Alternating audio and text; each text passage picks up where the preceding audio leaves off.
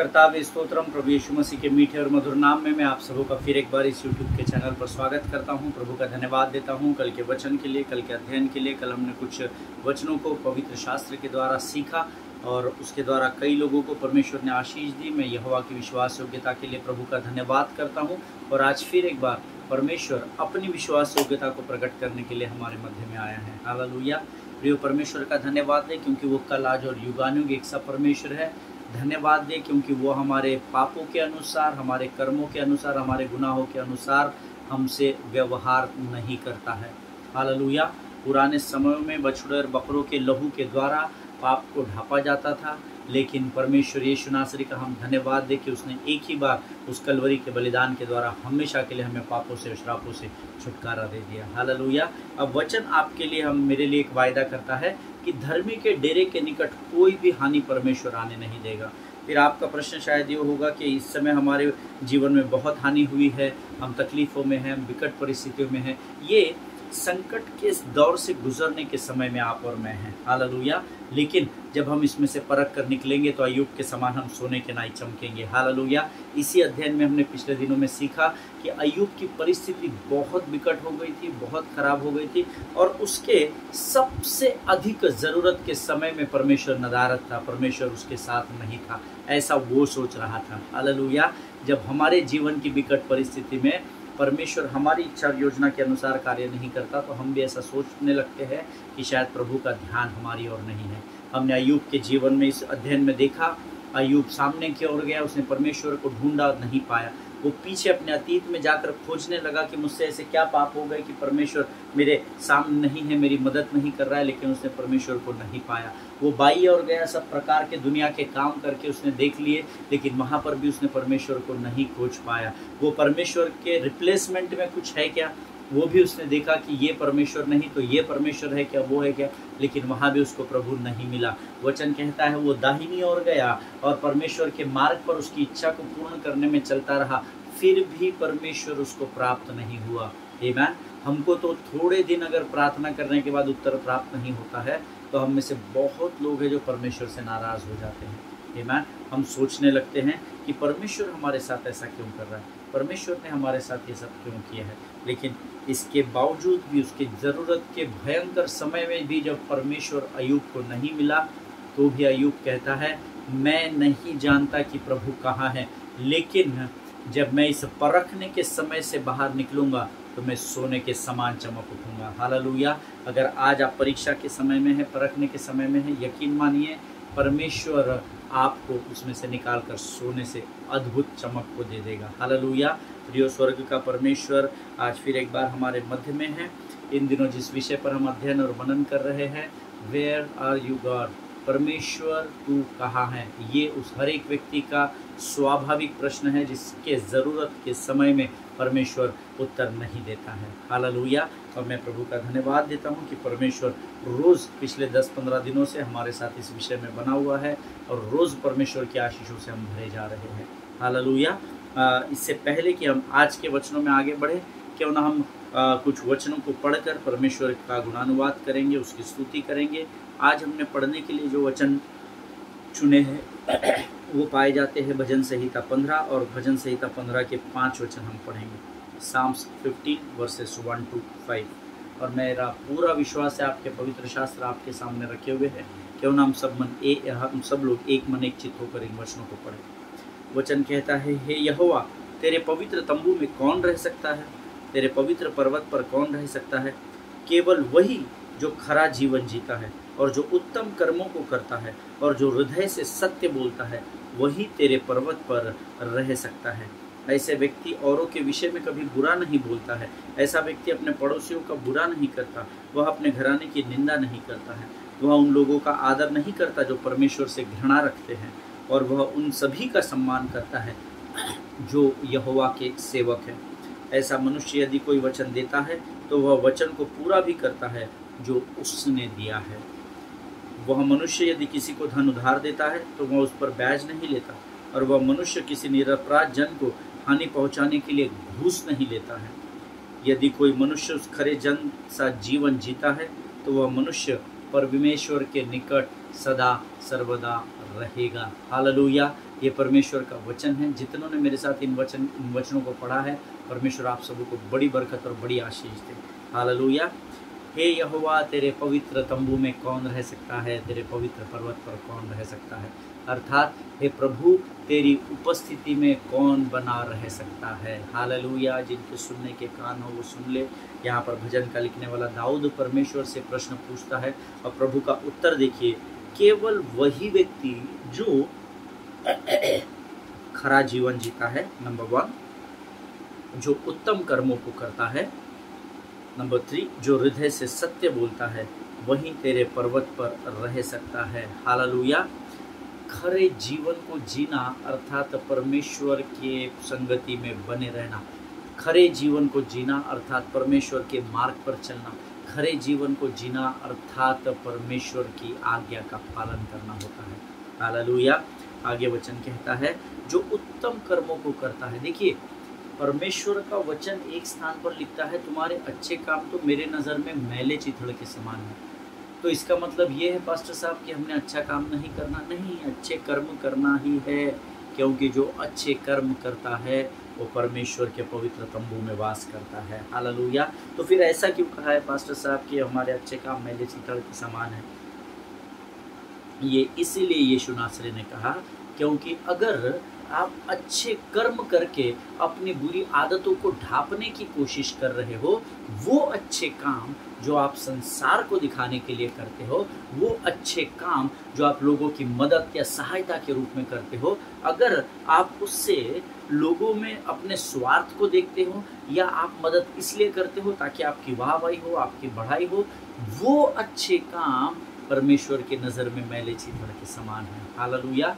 हमको अच्छे कर्म इसलिए करना है क्योंकि अच्छे कर्म करने वाला परमेश्वर के तंबू में पाया जाता है, और जो परमेश्वर के संगति में होता है वही अच्छे काम कर सकता है। हालेलुया। आमीन। आगे वचन कहता है, ये बहुत गहरे वचन है, हमको इसको सीखना बहुत ज़रूरी है। और जो हृदय से सत्य बोलता है, हालेलुया, तुम सत्य को जानोगे और सत्य तुम्हें आज़ाद करेगा। हमने और आपने जिन्होंने उद्धार पाया है, आपने सत्य को जान लिया है, लेकिन अगर वो सत्य को आप हृदय से बताएंगे नहीं, बोलेंगे नहीं, तो आप परमेश्वर की संगति से दूर हो जाएंगे। हालेलुया। जो हृदय से सत्य बोलता है वो परमेश्वर के तंबू में वास करेगा, ऐसा परमेश्वर का वायदा है। केवल ऐसा व्यक्ति औरों के विषय में कभी बुरा नहीं बोलता है। इसको बड़े हाईलाइट करके अंडरलाइन कर लें।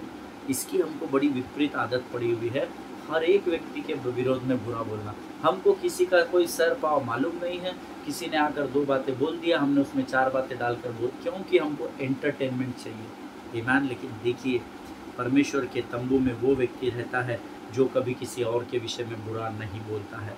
ऐसा व्यक्ति अपने पड़ोसियों का बुरा नहीं करता और वह अपने घराने की निंदा नहीं करता है। हालेलुया। ये तीनों पॉइंट बहुत इंपॉर्टेंट है, इसको बड़े ध्यान से, गंभीरता से अपने खुले समय में आप पढ़िएगा। आपके अध्ययन के समय में परमेश्वर आपको बहुत भेद की बातों को प्रकट करेगा। आमीन। आगे वचन कहता है, वह उन लोगों का आदर नहीं करता जो परमेश्वर से घृणा रखते हैं। हालेलुया। अब देखिए, यीशु मसीह को मानने वाले बहुत हैं, यीशु मसीह का नाम जानने वाले भी बहुत हैं, लेकिन नाम को जानना और घृणा करना ये दोनों अलग अलग कैटेगरी है। ऐसे बहुत सारे लोग हैं। देखिए, अन्य जाति है इसलिए वो परमेश्वर से घृणा करते नहीं, ऐसा नहीं है, वो भी यीशु मसीह से प्रेम करते हैं। हमारा हाउस ग्रुप में बहुत सारे लोग जुड़ते हैं जो अन्य जातियों से आते हैं, हमारे गूगल मीट में बहुत सारे लोग जुड़ते हैं जो अन्य जातियों से हैं, लेकिन वो यीशु मसीह से प्रेम करते हैं, वो यीशु मसीह को जानते हैं, वो उनसे घृणा नहीं करते। घृणा कौन करता है? जो मसीही विरोधी होता है। हालेलुया। बीते दिनों में 2 से 3 दिन पहले मैंने एक वचन को अपलोड किया था और उस पर किसी ने मुझे कमेंट्स लिख के भेजे, बड़े अलग अलग प्रकार के कमेंट थे, और किसी ने मुझे वो नोटिस करवाया, किसी ने मुझे कहा आपके इस पर बहुत उल्टे सीधे कमेंट आ रहे हैं।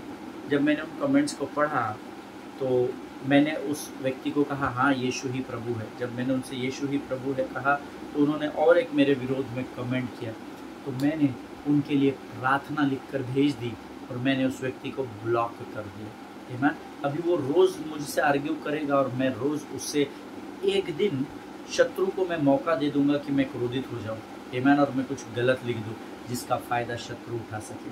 हालेलुया। हमेशा ध्यान में रखिए, मसीह का विरोध जो करता है वही मसीह से घृणा करता है। आमीन।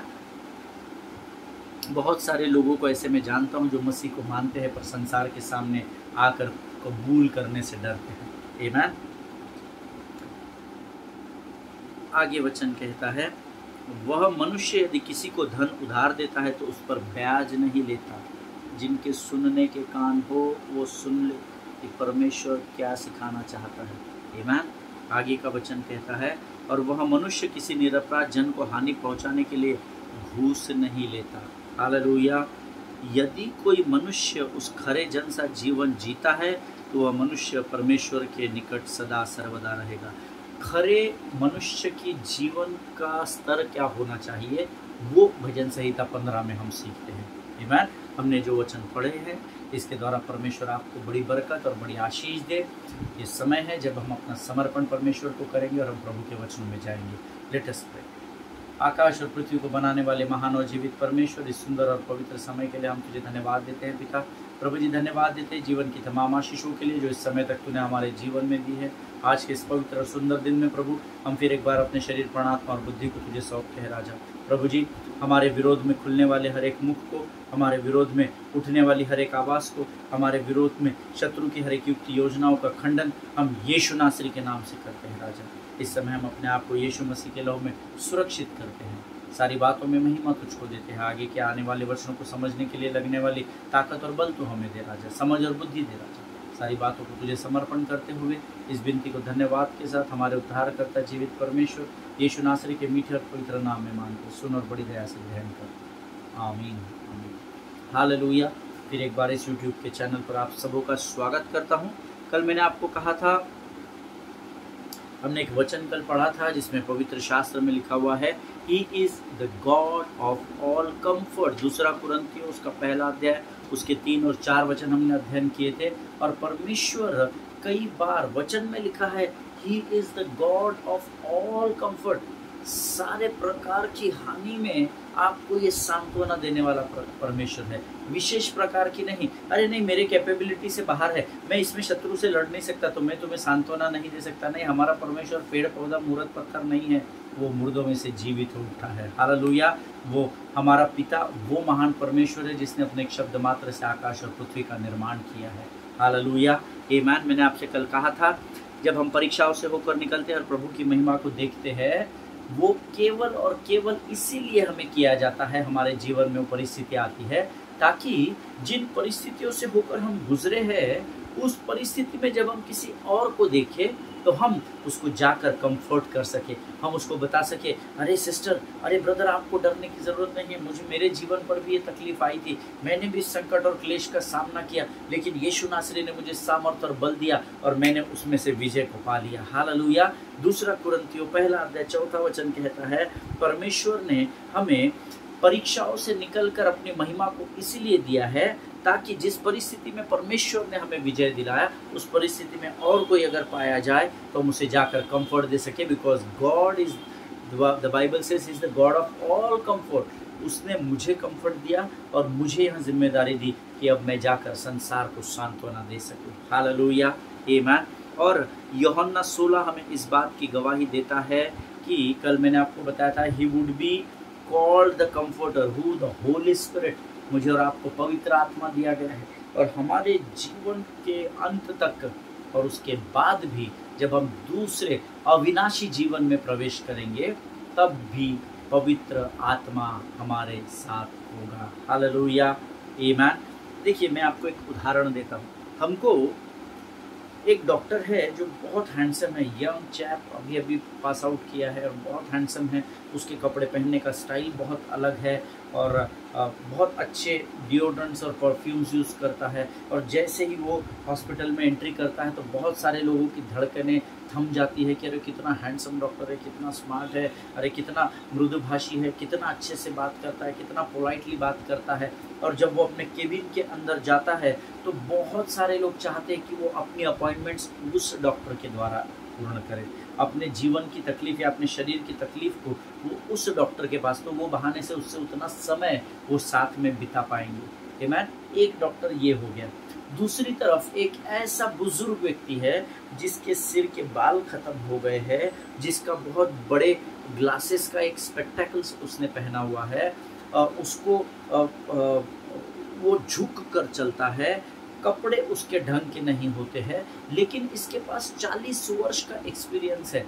इसके 40 वर्ष के सेवकाई में, 40 वर्ष के इसके मेडिकल हिस्ट्री में 99.99 इसका सक्सेस रिजल्ट रहा हो। तो अब आप मुझे बताइए, आप अगर बीमार है तो आप किसके पास जाएंगे? आमीन। ये वो डॉक्टर जो एक बहुत नया पास आउट स्टूडेंट है, लेकिन बहुत हैंडसम है, बहुत आउटर अपीयरेंस इसका स्ट्रांग है, इसका केबिन का इंटीरियर शायद बहुत अच्छा होगा, ये लोगों से बातचीत बहुत पोलाइटली और अच्छे से करता होगा। आप इसके पास जाएंगे अपने शंका का समाधान पाने के लिए, या इस बुजुर्ग व्यक्ति के पास जिसके पास बहुत वर्षों का अनुभव हो? हालेलुया। देखिए, यीशु मसीह के पास जब वो व्यक्ति गया, वो एक साधारण मनुष्य के विचार से गया कि मैं प्रभु को बोलूँगा, प्रभु लाजर से प्रेम करता है, प्रभु फट से दौड़ते हुए आ जाएंगे, लेकिन परमेश्वर नहीं आया।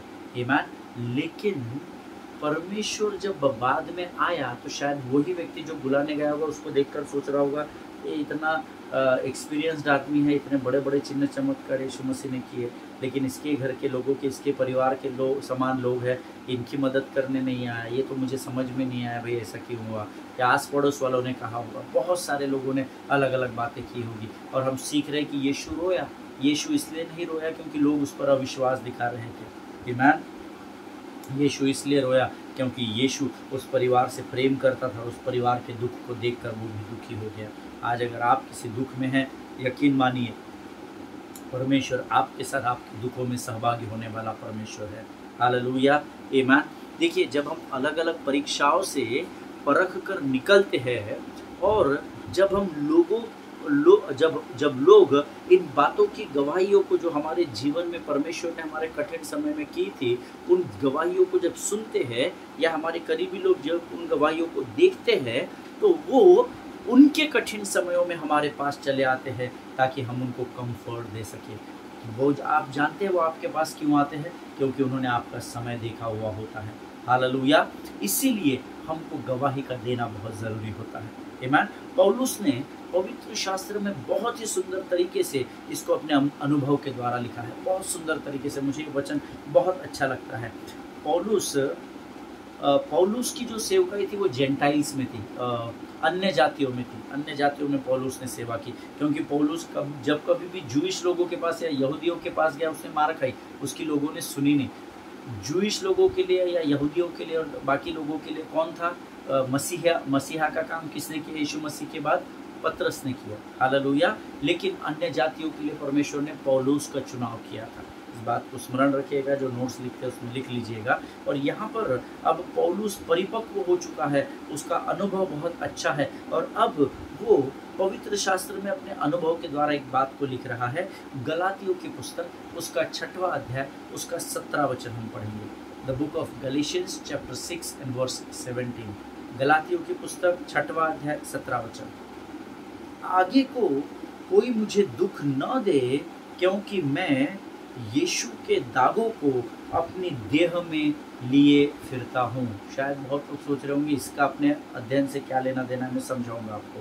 The English Bible says, for henceforth let no man trouble me, for I bear in my body the marks of the Lord Jesus।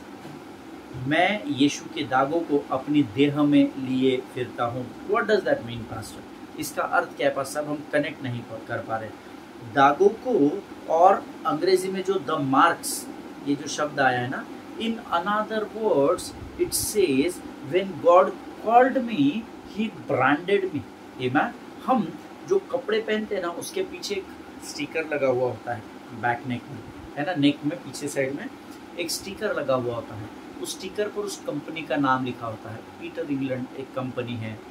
या हम वॉच पहनते हैं, है ना, वॉच ब्रांडेड होती है, टाइटन लिखा होता है, राडो लिखा होता है ना, बहुत सारी अलग अलग कंपनीज की वॉचेस को हम पहनते हैं। सो यहाँ पर पौलुस ये बताने की कोशिश कर रहा है कि when God called me, he branded me, उसने मुझ पर छाप लगा दी, उसने मुझे, मेरे ऊपर दाग लगा दिया, दाग, है ना।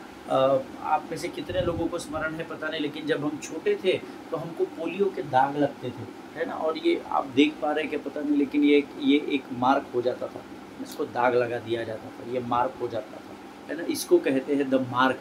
अब ये परमानेंट है, इसको कोई निकाल नहीं सकता। अभी तो इंजेक्शंस आ गए, बहुत सारी चीज़ें आ गई, लेकिन उस समय दाग दिया जाता था, है ना। उसी प्रकार से पौलुस कह रहा है, जब यीशु मसीह ने मुझे बुलाहट दी तो यीशु मसीह ने मुझे दाग दिया, ही ब्रांडेड मी, उसने मुझे अपना बना लिया। तो अब मैं कहीं भी जाऊंगा तो मैं यीशु की पहचान रहूंगा। हालेलुया। अब वो दाग क्या होता है? वो ऐसा दाग नहीं है, कोई स्टैंप नहीं मारा था, वो दाग है यीशु मसीह के स्वभाव का हमारे अंदर से बाहर निकलना। हालेलुया। जिनके सुनने के कान हो वो सुन ले। मैं एक आपको साधारण उदाहरण देकर बताने की कोशिश करता हूँ। आई डोंट नो आप में से कितने लोगों ने देखा है या सुना है, लेकिन मैं आपको कोशिश करता हूँ बताने। क्या आपने जहाँ पर बहुत सारी गाय रखी जाती है ना, काउज, है ना, बहुत सारी काउज को जहाँ रखा जाता है, या जिसको काउ फार्म कहते हैं, है ना, जहाँ पर सब गायों को एक साथ बांधा जाता है, उस स्थान को कभी किसी ने बड़े गौर से देखा है क्या? है ना, मैंने भी नहीं देखा। मैंने ऐसे किसी के खेत में 4 गाय 2 बैल बंधे हुए देखे, लेकिन ऐसा फार्म नहीं देखा, प्रॉपर जो होता है काउ फार्म, वो मैंने नहीं देखा। बट वन डे, अभी कुछ दिन पहले, अराउंड 1-1.5 महीने पहले, मैं एक डॉक्यूमेंट्री देख रहा था। एनिमल प्लैनेट में एक डॉक्यूमेंट्री आ रही थी, और मैं जस्ट चैनल रोल ओवर कर रहा था, और वो डॉक्यूमेंट्री, वहाँ पर बहुत सारी गाय बंधी हुई थी, और मैं रुक गया और मैं वो देखने लगा। अमेरिका के कोई क्षेत्र की बात है, यूएसए के, और मैंने वहाँ बहुत एक अद्भुत बात देखी। मैंने देखा एक व्यक्ति था जिसने एक गाय को उस फार्म से निकाला, उसकी रस्सी से, वो खूंटे से बंधी हुई थी, उसको उस खूंटे से निकाला, और वो उसकी रस्सी को पकड़ते हुए उसको थोड़ा सा साइड में लेकर आया। अब मैं उसको बड़े गौर से देख रहा था कि मैं ये सोच रहा था अब ये मारते हैं, उसको काटते हैं, क्या करते हैं, मुझे समझ में नहीं आ रहा था, लेकिन मैं उसको बड़े गौर से देखने लगा। और मैंने आगे क्या देखा कि वो जो गाय थी उसको एक बहुत ही नैरो वुडन पिन में डाला गया। वुडन पिन, अगर मैं आपको बताऊँ तो, how do I tell you, wooden pin, मैंने शायद इसकी फ़ोटो ली थी, लेट मी जस्ट चेक कि मेरे पास वो फ़ोटो है क्या। एक वुडन पिन होता है, मैं उसको हिंदी में क्या बोलते हैं मुझे एकदम परफेक्टली याद नहीं आ रहा है, लेकिन I think I missed out that picture, मैंने शायद मिस आउट कर दिया उन पिक्चर को। लेकिन एक वुडन पिन होता है, उस वुडन पिन ये बहुत नैरो होती है, इतनी सी नैरो सी होती है, ऐसी नैरो होती है, और उसमें वो व्यक्ति उस गाय को लेकर आया, उसको यहाँ तक लेकर आया। आधे वुडन पिन में तो वो चली गई, लेकिन आगे बढ़ने को वो उसको मुश्किल हो रही थी, क्योंकि बहुत नैरो स्पेस था, ना लेफ्ट में जगह थी ना राइट में जगह थी, और वो यहाँ पर इतने से उस वुडन पिन में उसको फंसाया जा रहा था, और वो थोड़ा आगे उसको सरका रहे थे, वो कोशिश कर रही थी पर नहीं बढ़ पा रही थी, लेकिन उसको पीछे से जोर दे करके उसको इस पूरे नैरो वुडन पिन में पूरा फिट कर दिया गया। अब वो गाय एक ऐसी परिस्थिति में है कि ना तो वो आगे बढ़ पा रही है, क्योंकि वो फंस गई है, तो वो ना पीछे हो पा रही है, ना वो ऐसे हो पा रही है, ना वो ऐसे हो पा रही है, वो एकदम स्ट्रेट हो गई है, नो मूवमेंट, जैसे वो फंस गई है ना, वो किधर भी हिल नहीं पा रही है, कुछ भी। उसमें उसको बराबर फिट किया गया, और मैं सोच रहा था ये कर क्या रहे हैं उसके साथ, अभी क्या करने वाले, you know. Then suddenly camera turn हुआ, और एक व्यक्ति को मैंने देखा, एक उसके हाथ में कुछ मार्क था, स्टैम्प के जैसा कुछ, एक ऐसा बड़ा मार्क था, उसको एक हैंडल था, और उसने उसको एक आग की भट्टी में से ऐसा चिमटे से की सहायता से उसको निकाला, और उसको कपड़े में पकड़ा, और वो ऐसा मार्क लेकर आया, और फिर उसने उस व्यक्ति को, जिसने उस गाय को उस वुडन पिन में फंसाया था, उसको पूछा, should I mark her? So उसने कहा, yes, now you can mark her, she won't be able to move, वो अभी हिल नहीं पाएगी, आप उसको मार्क कर सकते हैं। एंड यू नो, एक उसने किसी को उधर से आवाज़ दिया, फिर कैमरा घूमा, और उधर से एक व्यक्ति जलती अंगार का एक निखारा लिए हुए, वो क्या बोलता है, एक बर्तन था, उसमें बहुत मजबूती से गर्माहट थी, बहुत आग जल रही थी, उसमें कुछ जलाया गया था कोयले से, उसमें फिर से चिमटे से पकड़ के उसको उसमें रखा, उसको गर्म किया और उसको ऐसा चिमटे से निकाला और उस गाय की पीठ पे छपाक से उसको छप्पा मारा। You will not believe, she started yelling like anything. वो गाय जोर से हाँ हाँ करके जोर से चिल्लाने लगी, है ना। उसने वो फ्रिक्शन ऑफ सेकेंड्स के लिए रखा, फिर से निकाला, oh not properly, you have not done properly, आपने सही तरीके से छाप नहीं। उसने फिर से थोड़ा देर उसको रखा, बहुत गर्म किया और ये चिल्ला रही है, ये येलिंग कर रही है, चिल्ला रही है। इसने फिर से उसको गर्म किया, एग्जैक्टली वापस उसी समय कुछ उसके शरीर के बाल झड़ जा रहे थे। वो पूरी कोशिश कर रही थी उसमें से निकलने के लिए, लेकिन वो उसमें से निकल नहीं पा रही थी। वो बहुत बहुत कोशिश कर रही थी, जोर जोर से चिल्ला रही थी। मुझे इतना बुरा लग रहा था, मुझे उतना क्रोध आ रहा था उस डॉक्यूमेंट्री को देखकर, लेकिन मैं समझ नहीं पा रहा था ये लोग क्या कर रहे थे। और कुछ लोग थे वहाँ पर जो उसको देख रहे थे, कुछ फॉरेनर्स आए थे और वो देख रहे थे कि ये क्या कर रहे हैं। वो उनको कुछ समझा रहे थे, लेकिन वो डॉक्यूमेंट्री में बातचीत नहीं आ रही थी कि वो क्या बोल रहे हैं। ये ऐसा 4-5 बार उसको छाप दी गई, उसको स्टैम्प किया गया और उसके बाल जल रहे थे, वो येलिंग कर रही थी। शी वॉज लाइक बहुत विकट परिस्थिति में वो थी। आई कैन नॉट, मैं आपको वर्ड्स में एक्सप्लेन नहीं कर सकता, लेकिन वो छटपटा रही थी, उसका शरीर जल रहा था। जहाँ पर छाप लगी थी ना, उस स्थान पर उसको जलजलाहट हो रही थी। उसकी आंखें बड़ी बड़ी हो गई थी, एक कैमरा सामने से दिखाते, बड़ी बड़ी आंखें करके कान खड़े हो गए, तो बहुत तकलीफ में थी और जोर जोर से चिल्ला रही थी। और वो व्यक्ति उस छाप को उस गाय के पीठ पर और पुश करता चला जा रहा था, और जोर से पुश करता चला जा रहा था। और बाद में उसने उसको एक पानी में डाल दिया। थोड़ी देर तक वो गाय चिल्लाई और बाद में काऊ ने चिल्लाना बंद कर दिया। और बाद में वो कुछ लोगों को वो व्यक्ति बताने लगा, उसे इसीलिए छाप को या मार्क को लगाया जा रहा था कि अब ये हमारे इस एरिज़ोना का था, शायद वो एरिज़ोना के क्षेत्र में, यूएस में, ये किधर भी क्यों ना घूमे फिरे, ये इसके छाप के द्वारा पहचान ली जाएगी। हालेलुया, आमीन। जिनके सुनने के कान और समझने की बुद्धि हो, वो जान ले कि परमेश्वर का वचन यहाँ पर क्या कह रहा है। उसको इसीलिए मार्क लगाया गया था, because when she is set free, और जब वो हरी घास चरने को या अपना चारा चरने को कोई भी क्षेत्र में जाएगी, तो सारे संसार में ये प्रश्न कोई भी नहीं करने पाएगा कि ये गाय किसकी है। हालेलुया, आमीन। Always remember your troubles. उसको बहुत तकलीफ हो रही थी, उसके शरीर पर जब वो छाप लगाई जा रही थी, उसके शरीर के बाल झड़ जा रहे थे, उसको बहुत तकलीफ हो रही थी, बहुत ज़ोर से वो चिल्ला रही थी। बट ये परीक्षा का समय हर एक के जीवन में आता है। Your troubles will be either make you bitter or better. आमीन। या तो आपके जीवन की तकलीफें, कठिनाइयाँ, विकट परिस्थितियाँ आपको कड़वाहट में आपके जीवन को बदल देगी, या आपके जीवन को पहले से बेहतर बना देगी। आमीन। लेकिन चुनाव आपको करना है। Hallelujah, choice is yours. God will never force you for anything. परमेश्वर आपको कभी भी किसी भी बात के लिए फोर्स नहीं करेगा। यहाँ पर अब इस गाय को छाप लगाकर उन्होंने स्वतंत्र कर दिया, छोड़ दिया है। कहीं भी संसार में वो जाएगी तो ये प्रश्न उससे कोई भी पूछने की हिम्मत नहीं करेगा कि ये गाय किसकी है। हालेलुया। क्यों? क्योंकि उसके ऊपर परमेश्वर ने छाप लगा दी है। और इसीलिए पौलुस गलातियों 6:17 में कहता है, आगे को कोई मुझे दुख न दे, क्योंकि मैं यीशु के दागों को अपनी देह में लिए फिरता हूँ। Hallelujah. From henceforth let no man trouble me, for I bear in my body the marks of the Lord Jesus. Hallelujah.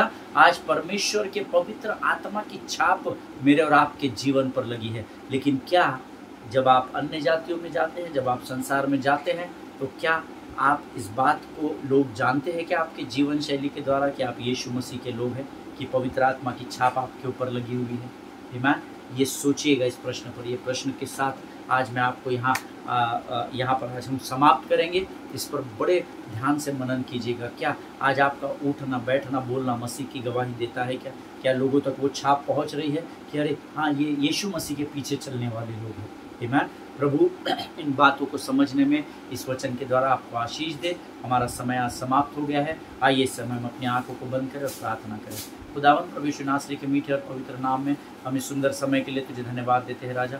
प्रभु प्रार्थना करते हैं परमेश्वर पिता आज के वचनों के लिए, जो बातें तूने हमें समझाई राजा, हमारे ऊपर पवित्र आत्मा की छाप को तूने लगाया राजा, हम धन्यवाद देते हैं। तेरी गवाही हमारे जीवन के द्वारा दिन प्रतिदिन लोगों तक पहुँचने पाए, इसी सामर्थ्य से भरकर तैयार कर। सारी बातों में महिमा तुझको देते हैं, अपने आप को यीशु के लहू में सुरक्षित करते हैं और इस प्रार्थना को धन्यवाद और पूरे विश्वास के साथ हमारे उद्धारकर्ता जीवित परमेश्वर यीशु नासरी के मीठे और पवित्र नाम में मांगते हैं। सुनिए और बड़ी दया से ग्रहण करें। आमीन। हालेलुया। परमेश्वर आप सबों को बड़ी बरकत और बड़ी आशीष दे। अगले सेशन में हम फिर एक बार मिलेंगे। तब तक स्वस्थ रहे, सुरक्षित रहे, एक दूसरे के लिए प्रार्थना करते रहे, अपने पासवानों के लिए, उनके परिवारों के लिए ज़रूर प्रार्थना करें। सभी को जय मसीह की। God bless you all.